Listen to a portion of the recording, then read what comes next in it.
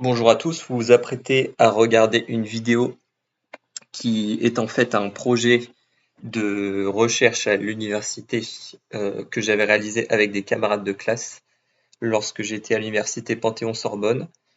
Il s'agit en fait d'une analyse des mots-clés présents dans les annonces immobilières. C'est assez intéressant et ça va permettre de comprendre les liens qu'il existe entre les différents mots-clés utilisés dans les annonces immobilières. Pour toute personne qui est intéressée par l'immobilier, cette vidéo peut être une aide pour mieux comprendre les enjeux de l'annonce immobilière et cela peut aider aussi à en réaliser de meilleures. Nous avons commencé par récolter des données sur différents sites d'annonces immobilières. Avec celles-ci, nous sommes allés sur Excel, nous les avons rentrées dans le logiciel pour ensuite traiter et trouver des liens sur le logiciel de code R. Soit le mot-clé est présent, on va inscrire oui, soit le mot-clé n'est pas présent, on va inscrire non. Ce qui fait qu'au final, avec R, on est capable de faire des statistiques pour comprendre la présence et les liens qui existent entre les mots-clés sur chaque annonce et en fonction du type d'annonce immobilière, qu'il s'agisse d'un appartement ou d'une maison par exemple. Donc nous avons observé les mots qui étaient les plus présents dans les annonces immobilières et des mots qui étaient moins présents dans les annonces immobilières. Nous avons, sur chaque annonce que nous avons regardée, inscrit dans Excel si nous trouvions le mot en question ou si nous ne le trouvions pas. Donc on mettait oui ou non. Alors, pour ce qu'il en est de la collecte de données, comme annoncé dans la vidéo introductive, nous avons collecté ces données sur divers sites d'annonces immobilières, que ce soit sur Bien Ici, Logikimo et tant d'autres, afin d'identifier les mots-clés qui ont été préétablis, présents dans les descriptions des annonces qui ont été lues, pour enfin les retranscrire sur Excel dans le but de faciliter le traitement de celles-ci. Il est à noter que les données ont été modifiées pour un traitement plus simple sur R. Nous avons effectivement modifié les oui et non qui ont été retranscrits sur Excel par des 1 ou des 0. Nous avons également fait attention de prendre en compte pour un même terme son acceptation au sens large. Donc, comme mentionné finalement sur la slide, pour la variable charme, nous avons également pris en compte les mentions charmant ou tout autre terme similaire pour rendre plus cohérent notre traitement de données. Concernant la méthodologie qu'on détaillera sur les prochaines diapos, nous avons débuté par afficher la fréquence des variables, puis nous avons mis en lumière les différentes règles qui ont été par la suite triées par ordre d'importance, pour enfin finir sur la réalisation de l'analyse de ces données. Alors, grâce à la fonction itemFrequency, nous avons pu réaliser un diagramme au bâton en fonction des fréquences d'apparition des termes dans les annonces. Ainsi, nous pouvons observer que les termes cuisine équipée, parking, sous-sol, lumineux, proche des transports, se sont révélés fréquents lors de notre lecture des annonces immobilières. A l'inverse, nous avons également observé des termes moins fréquents, comme par exemple l'isolation thermique, les panneaux solaires, le parquet et tant d'autres encore. Alors, pour avoir un meilleur aperçu des termes qui se sont montrés les plus fréquents, nous avons réalisé le top 20 des données les plus communes présentes dans les annonces observées. Donc, dans un peu plus de 50% des cas, nous avons observé cuisine équipée et sous-sol dans les descriptions des annonces, et environ 15% des annonces mentionnaient la sécurité ou bien que le quartier était un quartier résidentiel. Enfin, après l'analyse des fréquences, nous sommes passés à la construction de nos règles. Pour ce faire, nous avons pris un lift de 1.1 pour mettre en lumière les variables possédant un certain lien. Pour la mesure de la probabilité conditionnelle, nous avons pris une confiance de 0,5. Donc dans au moins 50% des cas, les règles observées sont vraies. Et pour le support absolu, nous sommes partis sur 0,2 qui correspond à la fréquence. Donc dans au moins 20% des annonces, les règles ont été observées. Pour une meilleure approche, nous avons trié par ordre d'importance les règles. Nous retrouvons donc comme première règle le proche école plus proche transport, avec un degré de confiance d'environ 90% et un lift supérieur à 2, ce qui paraît plutôt logique, puisque les établissements scolaires sont généralement desservis par des transports et donc proches de ceux-ci. Nous retrouvons également plusieurs règles avec des degrés de confiance d'environ 70% et des lifts d'environ 1.2, ce qui permet d'apporter quelques conclusions sans en faire pour autant des généralités. Comme mentionné précédemment, l'une des règles les plus importantes est proche école plus proche transport, où dans 90% des cas, la règle sera vraie. Et avec un lift de 2, la probabilité de retrouver les deux termes est très forte, voire certaine. Mais comme déjà dit, qui dit école dit transport en commun, donc cette règle est finalement normale et nous réconforte du bon fondement de notre base de données. Nous pouvons également prendre en compte les règles lumineux plus proche transport et parking plus proche transport, même si celles-ci ont un lien de cocorrélation peu élevé, de 1.2, ce lien existe tout de même car il est supérieur à 1. De plus, ces règles sont avérées dans un cas sur deux. Il est donc peu rare de les observer dans les annonces immobilières que nous avons prises en compte. Je laisse à présent la parole à mon camarade. Donc ici, par exemple, on a pris le mot-clé sous-sol. Donc on l'a classé au lift le plus important au moins important. Par exemple, on a ici deux règles les plus importantes, donc balcon sous-sol, ainsi que l'ascenseur avec le sous-sol. Donc pour la première règle, on a un lift d'environ 1,35, ce qui suggère que la présence du mot-clé balcon dans une annonce immobilière augmente la probabilité de trouver le mot-clé sous-sol presque de 1,35 fois, donc par rapport à la probabilité de trouver le mot-clé sous-sol dans l'ensemble des données générales. Donc de même pour la deuxième règle, la présence du mot-clé ascenseur dans une annonce immobilière augmente la probabilité de trouver le mot-clé sous-sol presque de 1,2 fois, donc par rapport à la probabilité de trouver le mot-clé sous-sol dans l'ensemble des données. Et donc ici, donc par exemple, en changeant dans la formule donc des mots-clés en left-hand side, donc on a pris par exemple pour le mot-clé parking, le lift le moins élevé est d'environ 1,16, ce qui suggère que la présence du mot-clé parking dans une annonce immobilière augmente la probabilité de trouver donc du coup le mot-clé lumineux de presque 1,16 fois par rapport à la probabilité de trouver le mot-clé lumineux dans l'ensemble des données générales.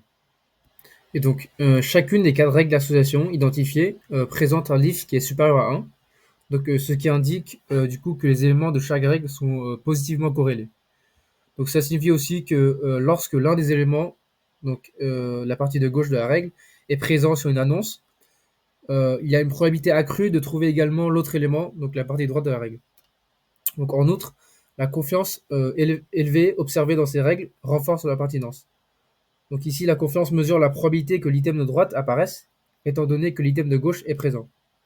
Et du coup, une confiance élevée suggère donc que la présence de l'item de gauche augmente significativement la probabilité de la présence de l'item de droite.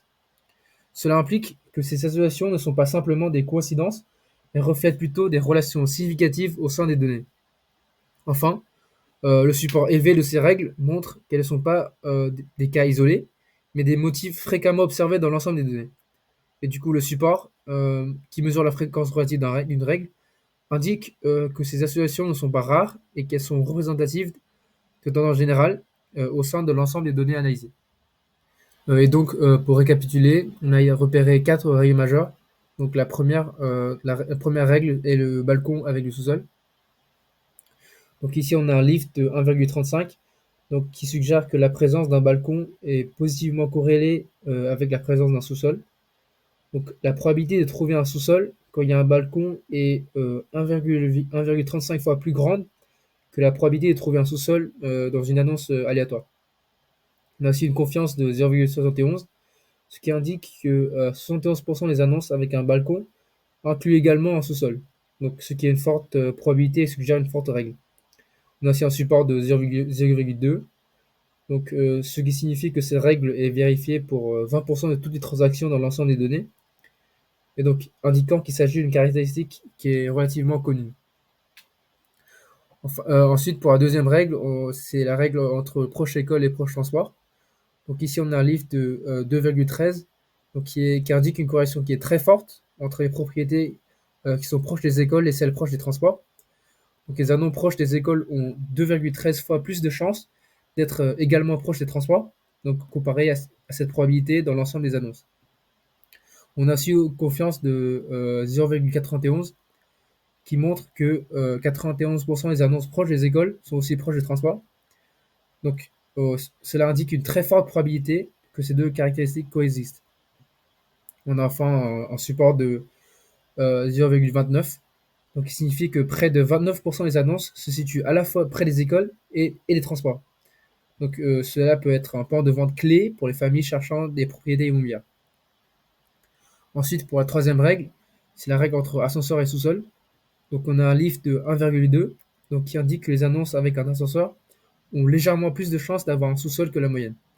Donc cela pourrait suggérer que les immeubles plus grands nécessitent un ascenseur et ont souvent un sous-sol. On a aussi une confiance de 0,63, donc qui signifie que dans 63% des cas, les annonces qui ont un ascenseur ont aussi un sous-sol. Donc ce qui est une probabilité qui est significative, mais qui est bien inférieure à celle de la première règle. On a aussi un support de 0,22, donc qui indique que 22% de l'ensemble des transactions montrent la coexistence d'un ascenseur et d'un sous-sol. Et enfin, pour la dernière règle, on a repéré la règle entre calme et sous-sol. Donc ici, on a un lift de 1,26, donc qui suggère une corrélation positive entre les annonces décrites comme étant dans un lieu calme et avec la présence d'un sous-sol. Donc les annonces calmes ont 1,26 fois plus de chances de comporter un sous-sol que la moyenne. On a aussi une confiance de 0,67, donc qui indique que 67% des annonces qualifiées de calmes ont également un sous-sol. Donc cela peut indiquer que les sous-sols sont fréquemment trouvés dans les zones ou des types de propriétés qui sont perçus comme plus calmes et tranquilles. Et enfin, on a un support de 0,23 qui signifie que la règle est vérifiée pour 23% des transactions, ce qui indique une présence significative de ces caractéristiques dans les annonces. Pour citer quelques recommandations dans les annonces immobilières, on a que du coup les recommandations dépendent du fait si le bien possède ou non des équipements nécessaires. Donc par exemple, si une annonce mentionne un balcon, il faut envisager de souligner également la présence d'un sous-sol. Donc cela peut être interprété comme un avantage supplémentaire. Ensuite, lorsqu'il est indiqué que la propriété est proche des écoles, il peut être aussi judicieux de mentionner la proximité avec les transports en commun. Donc cela peut être un point positif pour, par exemple, les familles avec des enfants. Ensuite, si pour le bien en question, l'ascenseur est un élément qui est mis en avant, il est préférable du coup de souligner également la présence d'un sous-sol. Donc cela peut suggérer des communités supplémentaires ou de l'espace de stockage. Et enfin, lorsque la calmeté de la propriété est mise en avant, il peut être intéressant de mentionner également la disponibilité d'un sous-sol. Donc cela pourrait renforcer l'idée d'un environnement qui est tranquille et qui est bien aménagé. Donc après notre étude, on a pu remarquer plusieurs limites, dont par exemple un manque de contexte précis. Donc du coup, ces limites, elles se réfèrent au risque de simplification excessive, donc qui peut survenir lorsqu'une analyse est réalisée sans prendre en compte des nuances contextuelles. Donc en d'autres termes, sans un contexte qui est bien défini, les résultats d'une analyse pourraient donc du coup ne pas refléter la complexité réelle des phénomènes étudiés. On a aussi une dépendance aux mots-clés, donc les règles sur R ne s'appliquent que si les mots-clés spécifiques sont présents dans l'annonce immobilière.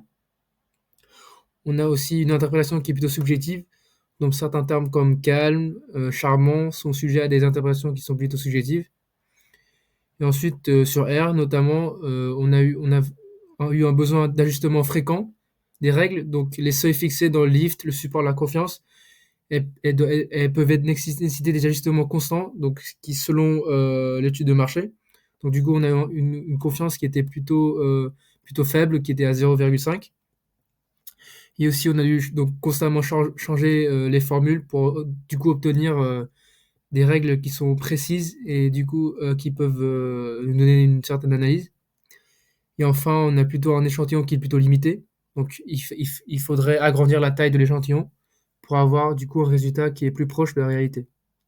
Donc ce projet sur les annonces immobilières nous a permis de montrer plusieurs associations, mais aussi des liens significatifs présents dans chaque annonce. Donc l'analyse des règles d'association a permis de révéler des corrélations qui sont pertinentes entre les différents mots-clés. donc tels que la présence des balcons et le sous-sol, la proximité des écoles et des transports, ce qui peut refléter l'importance de certains mots-clés présents dans les annonces immobilières.